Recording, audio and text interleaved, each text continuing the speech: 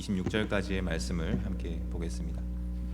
마가복음 8장 22절로 26절까지의 말씀, 저 한 절, 여러분 한 절 교독하도록 하겠습니다.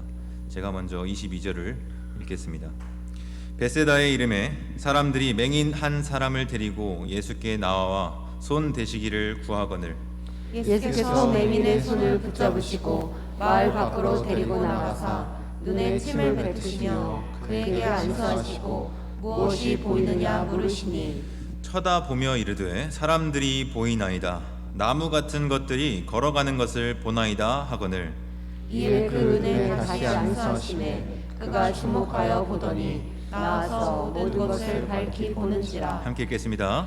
예수께서 그 사람을 집으로 보내시며 이르시되 마을에는 들어가지 말라 하시니라. 아멘. 우리 다 함께 성경을 높이 드시고 믿음의 구호를 외치도록 하겠습니다. 시작. 말씀으로 지식의 한계를 극복하고 믿음으로 능력의 한계를 극복하고 기도로 불가능의 한계를 극복하자. 아멘.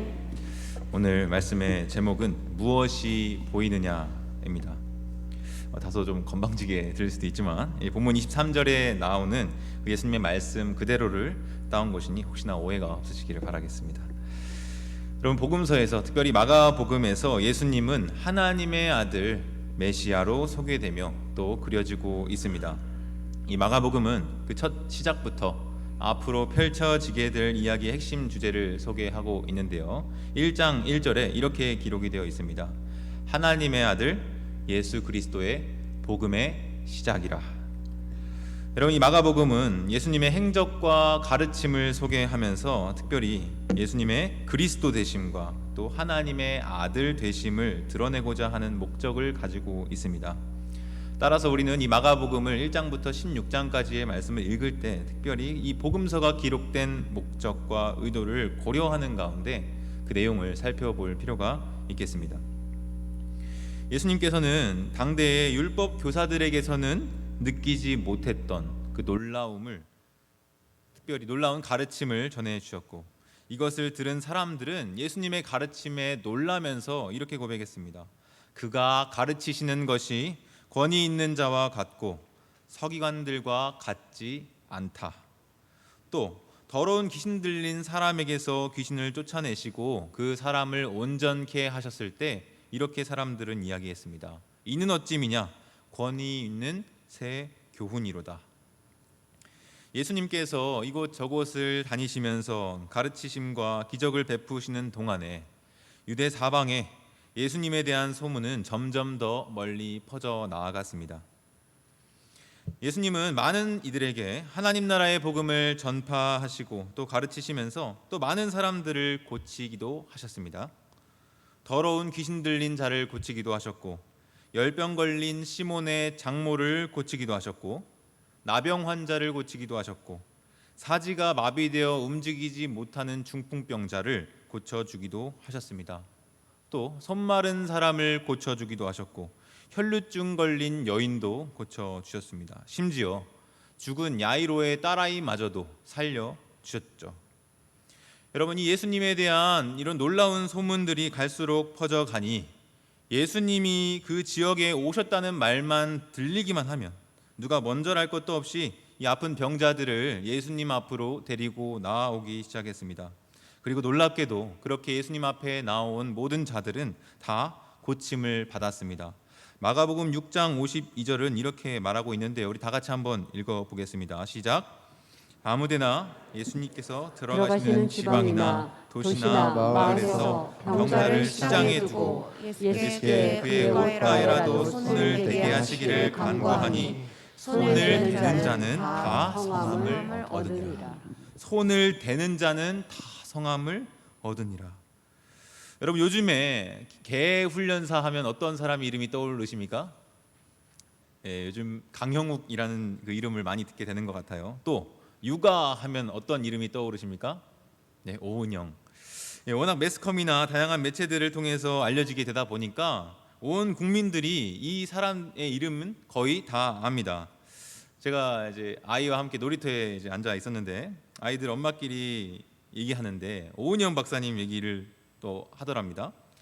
어제도 들었고 자주 듣게 되는 것 같아요. 또 아내 주변에 아이 엄마들이나 친구들 만나면 오은영 박사님의 그 강연과 이런 메시지에 대한 이야기들을 나누면서 좀 고민을 하는 그런 이야기도 들어본 것 같습니다.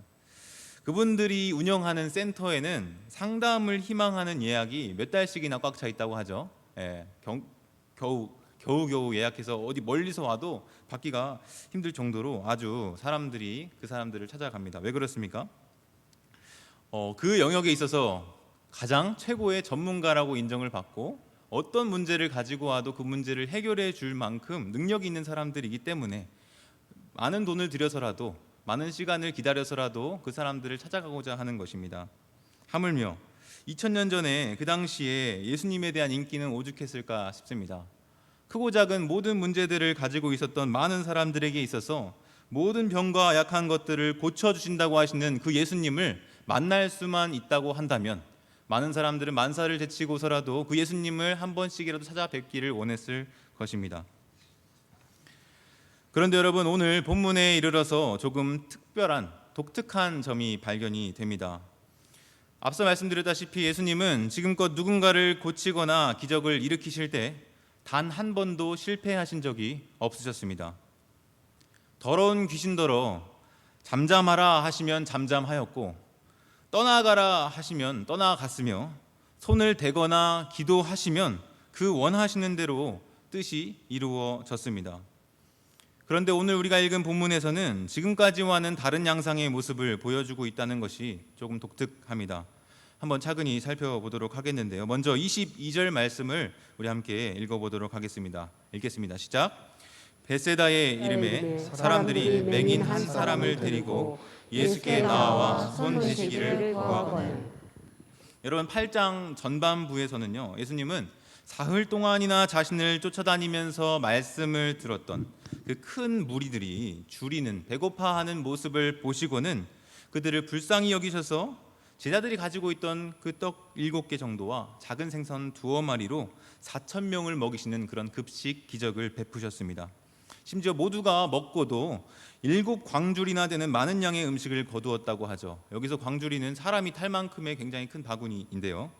이후 이 모든 사람들을 예수님께서는 다 집으로 돌려보내셨고 예수님과 제자들은 따로 배를 타고 다른 지역으로 이동해 가셨습니다. 그리고 도착한 곳이 어디입니까? 바로 벳세다였던 것이죠. 여러분, 이 벳세다는 어업이 발달한 도시였고요, 베드로나 또 안드레와 빌립과 같은 제자들의 고향이기도 했습니다. 특히 그 당시에는 헬라화된 도시여서 당시 이방인들이 꽤 많이 살고 있었던 것으로 학자들은 추정을 하죠. 예수님께서 갈릴리 지역에서 행하셨던 그 온갖 일들에 대한 소문은 이곳 벳세다 지역 사람들에게까지도 전해졌을 것입니다. 그리고 이 예수님께서 자신들의 지역에 오셨다는 소문을 듣고는 그들 중 시각 장애가 있는 한 사람을 예수님께 데리고 왔습니다. 그리고 그 시각 장애가 있는 사람을 위해서 사람들이 예수님께 요청을 했습니다. 예수님, 이 사람에게 손 좀 대어 주십시오. 손 한 번만 좀 대어 주십시오. 그러자 예수님께서는 다음과 같이 반응하시는데요. 23절입니다. 제가 읽겠습니다. 예수께서 맹인의 손을 붙잡으시고 마을 밖으로 데리고 나가사 눈에 침을 뱉으시며 그에게 안수하시고 무엇이 보이느냐 물으시니. 여러분, 예수님은 그 벳세다 사람들의 부탁을 듣고 우선 그 시각 장애인의 손을 붙잡으셨습니다.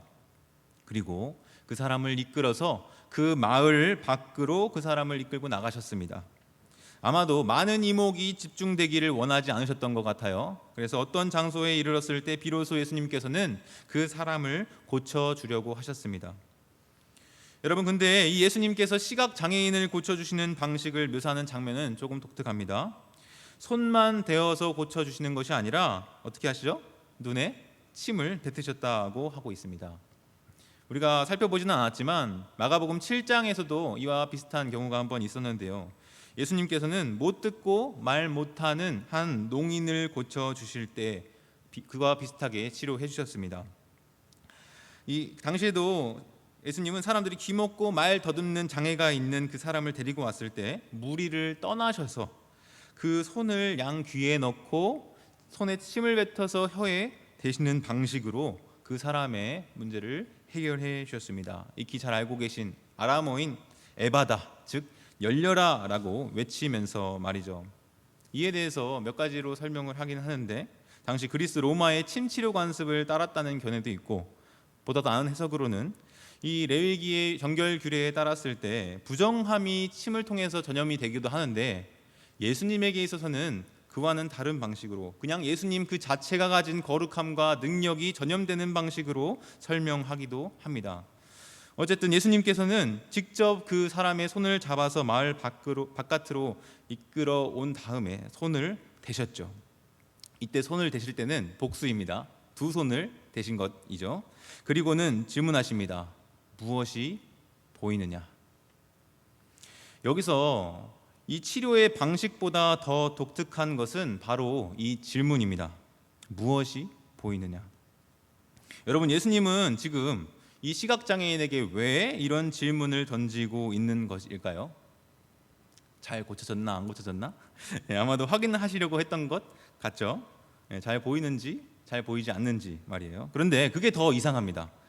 왜냐하면 지금까지 예수님은 단 한 번도 그런 확인을 필요로 하신 적이 없으셨거든요. 예수님은 그냥 말씀하시면 그대로 이루어지게 할 만큼의 능력이 충분히 있으신 분이셨습니다. 귀신더러 당장 그 사람에게서 나가라 하면 나가게 되고요, 열병이나 나병더러 떠나라 하면 떠났으며, 환자에게 손 대시면 나았고 기도하시면 이루어졌습니다. 그것이 지금까지의 예수님의 치유 방식이었죠. 그런데 여기에서는 이상하게도 굳이 직접을 확인을 하시는 거죠. 당신 지금 무엇이 보이느냐 하고요. 이 질문에 대한 그 시각장애인의 대답은 더 의아한데요. 우리 24절을 한번 읽어볼까요? 읽겠습니다. 시작. 쳐다보며 이르되 사람들이 보이나이다. 나무 같은 것들이 걸어가는 것을 보나이다 하거늘. 여러분, 이 시각장애인은 말합니다. 사람들이 보인답니다. 뭔가 나무 같은 것들이 지금 걸어다니고 있는 게 제 눈에 보여요. 여러분, 좀 이상해요. 나무 같은 것들이라뇨? 뭔가 문제가 있는 것이 틀림없습니다. 제가 근시와 난시가 좀 심하거든요. 그래서 안경을 벗으면 일상생활이 좀 곤란합니다. 그래서 온 세상이 약간 블러 처리되는, 희미하고 번짐이 심하고 또 상이 흐릿하게 퍼져서 보이는 거죠. 근데 아마 이 시각장애인이 묘사한 그 나무 같은 것들이 보인다고 하는 것은 그것 훨씬 이상인 것 같습니다. 물론 앞을 아예 못 보던 상태에서 뭐라도 보인다는 이 사실 자체만으로도 놀랍고 너무 신기한 기적이죠. 있을 수 없는 일입니다. 그런데 우리는 의문이 들기 마련입니다. 우리 예수님이 반만 성공하시는 그 치유, 반만 성공하시는 기적이 있었던가요? 예수님께서 의도하신 대로 이루어지지 않았던 적은 단연코 없으셨습니다. 아무튼 예수님은 이 시각장애인의 대답을 듣고는 다시 그 눈에 두 손을 얹어서 안수를 하십니다. 25절 제가 읽겠습니다. 이에 그 눈에 다시 안수하심에 그가 주목하여 보더니 나아서 모든 것을 밝히 보는지라. 여러분, 여기를 보니까요, 예수님이 1차 시기에서는 완전한 성공을 거두지 못하셨고 2차 시기 재도전을 하신 후에야 비로소 그 사람의 눈이 밝히 보게 되었다고 합니다. 모든 것을 밝히 보게 되었다. 여러분, 아이러니하죠? 원숭이도 나무에서 떨어진다고 하던데 예수님도 이런 실수를 하시다니요. 그런데 여러분, 한 가지 질문을 좀 드리겠습니다. 과연 정말 예수님께서 실수를 하신 것일까요? 우리가 들어온 또 믿는 바에 따르면 우리 주 예수님께서는 결단코 예수님께 있어서 그런 일은 있을 수 없는 거죠. 그렇다고 한다면 우리는 이렇게 생각해 볼 수 있겠습니다. 애초에 예수님은 이 사람을 단번에 고치실 생각이 없으셨던 것은 아닐까. 즉, 어떤 의도와 목적을 가지고 처음부터 예수님은 이 시각장애인을 두 번에 걸쳐서 고치시려고 의도한 것은 아닐까 하는 점입니다. 도대체 왜 그러셨을까? 도대체 어떤 목적과 의도가 있으셨을까? 우리는 자연스럽게 질문을 던져볼 수 있겠습니다. 분명 예수님께서는 단번에 고치실 수 있을 만한 그런 충분한 능력을 가지신 분이신데 어떠한 이유에서 그렇게 두 번에 걸쳐서 고치려고 의도하셨을까요? 이것은 오늘 본문 다음 단락의 내용을 살펴보는 것으로 그 실마리를 찾을 수 있습니다. 우리가 다 읽지는 않았지만 마가복음 8장 27절 이하에 나타나는 이야기가 어떤 이야기가 있습니까? 이거 유명한 베드로의 신앙 고백 장면이죠. 사람들이 나를 누구라 하느냐? 예수님께서 제자들에게 물어보셨습니다. 대답합니다. 더러는 이렇게, 더러는 저렇게 얘기하던데요. 다시 한번 예수님 물어보십니다. 그러면 너희는 나를 누구라 하느냐? 이때 베드로는 자신 있게 앞으로 치고 나가서 대답하죠. 주는 그리스도이십니다. 물론 여러분 마태나 마가, 누가 복음서마다 조금씩 그 대답에 미세한 차이가 있기는 합니다만 요지는 같죠. 예수님, 당신은 그리스도이십니다. 즉 예로부터 선지자들이 종말에 오리라고 예언했던 그 메시아, 그분이 바로 당신이십니다 라는 고백입니다.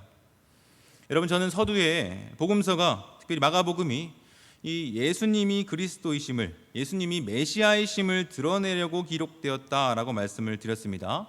그 점에서 볼 때 지금 베드로는 제대로 본 것입니까? 아닙니까? 예수님의 정체에 대해서 바르게 인식하고 고백한 것입니다. 예수님은 그리스도시다. 예수님은 메시아시다. 잘 말했죠. 그런데요, 예수님께서 지금 문제는 다음입니다.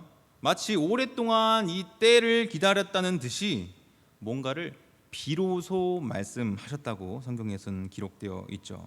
8장 31절 말씀을 우리 함께 같이 읽어보겠습니다. 시작. 인자가 많은 고난을 받고 장로들과 대제사장들과 서기관들에게 버림받아 죽임을 당하고 사흘 만에 살아나야 할 것을 비로소 그들에게 가르치시되. 예수님, 당신은 그리스도이십니다. 예수님, 당신은 메시아이십니다 라고 고백했더니 예수님은 기다렸다는 듯이 비로소, 그제서야 이렇게 말씀하십니다. 자신이 버림을 받고 고난을 받고 죽임을 당하게 될 것에 대해서 가르쳐 주시죠. 또 사흘 만에 다시 살아나야 할 것에 대해서도 말씀하셨습니다. 이것을 우리는 편의상 순환 예고라고 하는 표현으로 부르곤 하죠. 그러자 예수님의 이 순환 예고를 들은 베드로의 반응이 예사롭지가 않습니다. 32절에 이렇게 이야기하고 있네요. 제가 읽어보겠습니다. 드러내놓고 이 말씀을 하시니 베드로가 예수를 붙들고 항변하매. 여러분, 여기 사용된 표현 항변하다라고 하는 이 단어는요, 다소 순화된 우리말 번역어입니다. 여러분, 이 단어가 사용된 용례를 살펴보면요, 주로 예수님께서 귀신들을 쫓아내시고 꾸짖으실 때 사용하는 표현입니다. 달리 말하면 지금 베드로는 예수님께 대하여, 아니 예수님, 어째서 지금 그런 어디서 몹쓸 말씀을 하시는 것입니까? 하면서 예수님을 꾸짖고 따져 묻는 그런 모양새라고 하는 말입니다. 심지어 이것을 그냥 말로만 한 것이 아니라 어떻게까지 하죠? 신체에 접촉까지 하고 있어요. 붙들며. 어떻게 붙들었을까요? 살살 이렇게 손 잡았을까요? 아마 그런 모양은 아니었을 것 같아요. 뭔가 격정적인 감정을 가지고 예수님을 붙잡았던 것 같습니다. 예수님, 제가 지금까지 모든 것을 다 던지고 오직 당신 한 분만 바라보며 지금까지 따라왔는데 이제 와서 그게 무슨 소리냐며 원망과 울분이 뒤섞인 감정으로 붙드는 것이고 항변하는 그런 모습인 셈이죠. 그리고 그런 베드로를 향해서 예수님은 이렇게 말씀하십니다. 33절입니다. 우리 같이 한번 읽어볼까요? 읽겠습니다. 시작. 예수께서 돌이키사 제자들을 보시며 베드로를 꾸짖어 이르시되 사탄아, 내 뒤로 물러가라. 내가 하나님의 일을 생각하지 아니하고 도리어 사람의 일을 생각하는도다 하시고. 여러분, 베드로는요, 그 순간 예수님으로부터 아주 충격적인 발언을 듣습니다. 사탄아, 물러가라. 여러분, 이제 아시겠습니까? 우리가 그동안 베드로의 신앙 고백이라고 불러왔던, 그래서 그 베드로의 믿음을 칭찬하고 좋게 보아왔던 이 단락은 사실상 베드로의 신앙 고백이 중심 주제가 아니라는 것을 말입니다. 오히려 무엇으로 보는 게 더 옳냐면 예수님과 베드로의 대결이라고 보는 것이 더 맞을지도 모르겠습니다. 좀 전에 말씀드렸다시피 베드로는 예수님을 붙들고 항변했습니다. 반대로 지금 예수님은 베드로를 꾸짖으셨습니다. 앞서 말씀드린 것처럼 항변하다와 꾸짖다라고 하는 이 우리말 번역된 헬라어 단어는 동일하게 에피티마오라고 하는 단어인데요. 베드로는 예수님이 그리스도이심을, 또 그가 하나님께서 오래전부터 선지자들을 통해서 예언하셨던 메시아이심을 알아보았지만 그에게는 결코 인정할 수 없었던 것이 있습니다. 그것은 예수님이 비로소 말씀하셨던 고난받고 죽임을 당하는 그런 고난과 십자가의 길입니다. 왜 그럴까요? 베드로가 지금껏 예수님을 따라올 때 기대했던 것은 그런 것이 아니었거든요. 승리하는 메시아, 영광의 메시아를 바라보면서 그 곁에 있으면 나도 승리하고 나도 영광스럽게 될 것을 기대하고 따라온 것이지, 이런 고난받는 십자가의 길, 죽임당하는 이런 길 결코 상상하지 않았던 것입니다. 즉 베드로가 기대했던 메시아와 지금 비로소 예수님이 말씀하시는 그 메시아는 서로 다른 메시아였던 것이죠.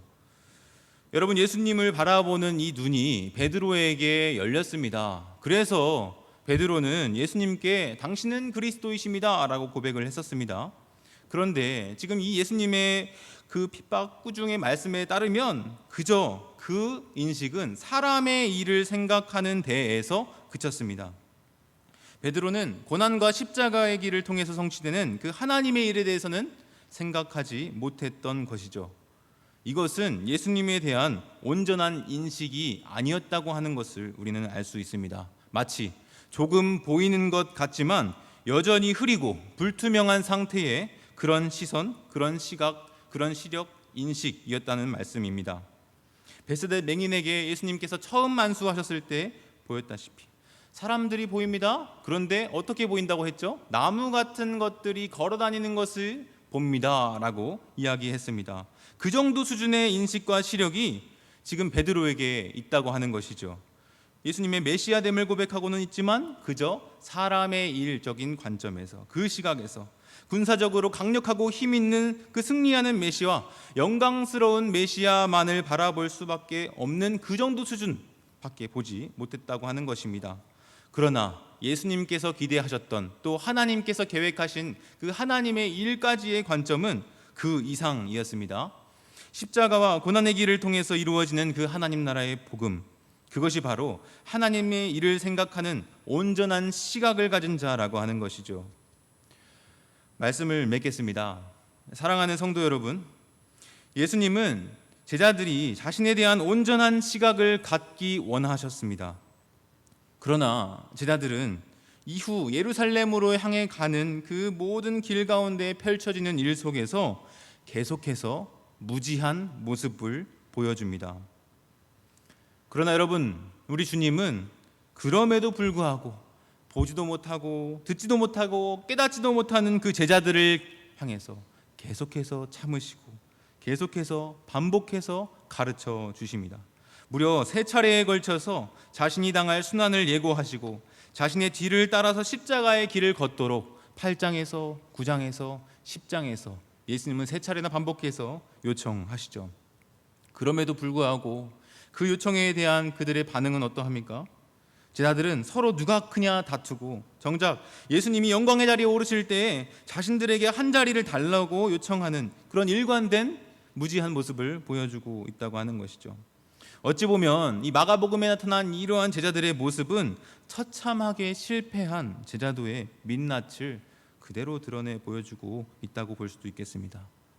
사실 마태나 누가복음에서는 이러한 특징이 나타나지 않거든요. 그러나 여러분 기억하십시오. 예수님께서는 이러한 보지 못하고 듣지 못하고 깨닫지 못하는 제자들을 결코 포기하지 않으신다는 것이죠. 맹인에게 2차례에 걸쳐서 안수하셔서 그의 시력을 온전하게 회복시키셨듯이 우리 주님은 제자들에게 끊임없이 찾아가서 가르치시고 훈계하시고 교육하신다는 것입니다. 그리고 마침내 십자가에서 자신의 모든 사역을 완수하시고 부활하신 이후에 다시 그들을 부르신 그 갈릴리에서 만나자고 약속하셨습니다. 마가복음 16장 7절에 이렇게 기록하고 있습니다. 가서 그의 제자들과 베드로에게 이르기를 예수께서 너희보다 먼저 갈릴리로 가시나니 전에 너희에게 말씀하신 대로 너희가 거기서 배우리라 하라 하는지라. 여러분, 우리가 사도행전의 기록을 통해서 알고 있듯이 이 제자들은요, 비록 십자가 이전에 예수님을 부인하고 배반하며 져버렸지만 그 이후에 부활하신 예수님을 만난 이후엔 어떻습니까? 온전한 시력을 되찾았습니다. 그리고 첫 번째로 만났을 때 나무 같은 것들이 걸어다니는 것을 보는 수준을 넘어서 이제는 부활하신 예수님이 그들을 처음 부르신 그 갈릴리에서 만나주시는 그 예수님의 두 번째 터치로 인해 예수님에 대한 온전한 시각을 회복하게 되었죠. 우리 주님은 그때까지 길이 참으시며 제자들을 교육하고 또 가르치시며 훈련시키셨다는 것입니다. 사랑하는 성도 여러분, 여러분들에게는 지금 무엇이 보이십니까? 여러분은 온전한 시력을 지금 회복하셨습니까? 아니면 시각장애인이 대답했던 것처럼 아직도 나무 같은 것들이 보입니다, 나무 같은 것들이 걸어다니는 것이 보입니다, 이렇게 대답하였던 것 같은 그런 불완전한 상태의 수준의 시각을 가지고 계십니까? 어떠한 지경에 이르렀든지 간에 낙심하지 않을 것은 우리 주님이 보지 못하고 또 듣지 못하고 깨닫지 못하던 제자들에게 끊임없이 찾아가서 가르치시고 책망하시고 교훈하시고 훈계하시면서 그들이 온전한 시력을 회복하도록 도우셨던 것처럼 우리 주님은 우리에게도 동일한 은혜를 베풀어 주실 것을 믿습니다. 바라기는 오늘 이 밤에 그렇게 기도했으면 좋겠습니다. 주님, 우리의 눈을 열어 주시옵소서. 나로 하여금 온전한 시각을 회복하도록 안수하여 주시옵소서. 내가 더욱 주님에 대한 바른 시각을 가지게 하여 주시옵소서. 사람의 일을 생각하는 수준을 넘어서 하나님의 일을 생각하는 그 인식에까지 나아가도록 주여 도와주시옵소서. 이 밤에 그렇게 주 앞에 기도하며 나아가는 시간 되시기를 간절히 소망합니다. 우리 함께 찬양하고 기도하겠습니다. 꽤 오래된 찬양인데요, 열어주셔서 함께 간절한 마음 담아 찬양하도록 하겠습니다.